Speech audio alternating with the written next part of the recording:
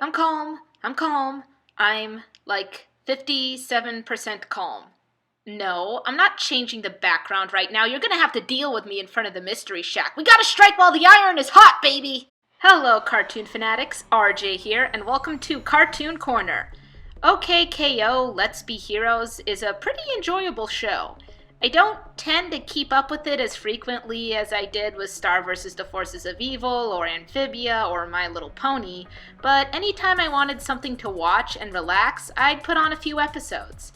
The character designs are cute and fun, the layout of the world of superheroes and villains is great, and all the characters are pretty enjoyable and equally hilarious. But with the recent episodes, there's been a bit of a turn, and several big mysteries have recently been revealed, if you couldn't tell by my wild freak out. Yeah, watching this before work was a really bad idea this time. So let's get into those reveals and what they might mean for the future storyline of the show. Since I've never talked about this show before, I'm going to briefly go over some establishing storylines.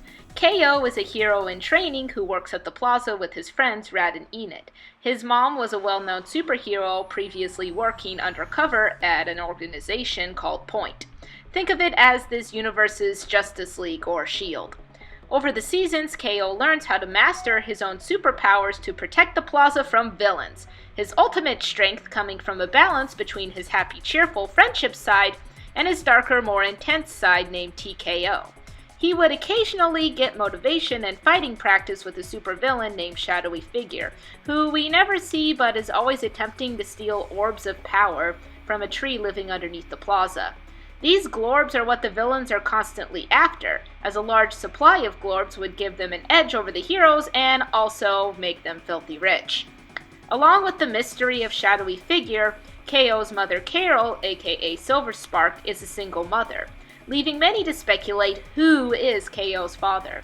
Most of the clues seem to lead to a former Point member named Laser Blast, who used to date Carol before an unfortunate accident when he presumably died. Does that all make sense? Are we processing all of this so far? Good. On the flip side, KO's usual antagonists are a series of robots created by Lord Boxman. Lord Boxman's goal is to defeat the heroes and take over the plaza. Pretty standard villain shenanigans. And Lord Boxman's a really fun villain to watch, not only with his relationship with the heroes, but also with the relationship with the robots he creates and treats as his children. But this is a cartoon post-2010, and when you've got a silly villain character in a post-2010 cartoon, there's usually a taller, more well-dressed one lurking in the shadows with a stronger connection to the overarching plot. I feel like I've been through this before. Enter Professor Venomous and Fink. Their introductions began more as side villains that Boxman would look up to, and eventually he and Venomous become full-time villain business partners. And possibly more because shippers gotta ship, but I don't blame you this time, shippers. I see the hints. It's possible, you know? That was completely beside the point. For a while, the fandom's been contemplating if Shadowy Figure, Laser Blast, and Professor Venomous are connected, all because they are drawn with a rectangular-like jaw and stubble dots. That's literally all we went off of. Stubble dots! See? The dots line up. They must be the same person, or at least related. Jeez, we all need to get out more. Basically, you can see that for a mostly lighthearted cartoon about heroes and villains, there are some pretty interesting mysteries. But no longer. We finally have our answer to some of the questions, and it's exactly what was expected, and it's so satisfying! Ugh! Everything from here on out will be pretty big spoilers for the episode The Big Reveal, so here's your warning. 3, 2, 1. Alright, let's get into it! You really think that to be true? Sorry, KO. I am your father. No. That's right, folks. We've got theories confirmed. Not only is Laser Blast KO's father, but we also find out that Professor Venomous was Laser Blast. The fandom exploded so hard I think my eardrums are still ringing from it. It's in a very Star Wars-esque reveal because, let's be honest, Empire Strikes Back was the origin of this trope. You gotta pay homage to it, especially when you're a show that pays homage to a lot of stuff.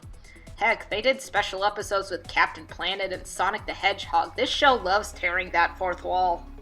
Okay, with all screaming and declarations of being right put aside, let's break down this particular scene.